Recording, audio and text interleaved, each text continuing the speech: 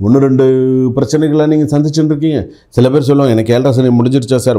முடிஞ்சிருச்சுன்னா என்ன பண்ண போகிற சொல்லு. முடிஞ்சிருச்சுன்னா 7.5 சனி அடுத்த வருஷம் தான் முடிய போகுது. அது வரைக்கும் பொறுமையாக தான் இருக்கணும், வேறு வழி இல்லை. 7.5 சனி முடியணும், ரெண்டாவது அடுத்தடுத்த விஷயங்கள் முடியணும்.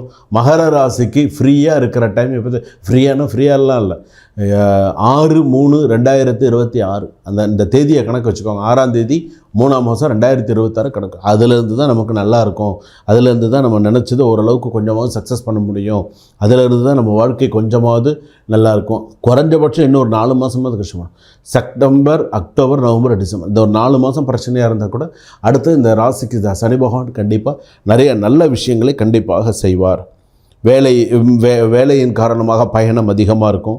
தொழிலில் லாபம் இருக்கும். குடும்பத்தில் உறவினர் உதவிகள் இருக்கும். திருமணத்தில் அமைதி, சொத்து வாங்கும் வாய்ப்பு, இது எல்லாமே இருக்கும். பயணத்தில் கூட பார்த்திங்கன்னா சண்டை சச்சரவுகள் இருக்கும்.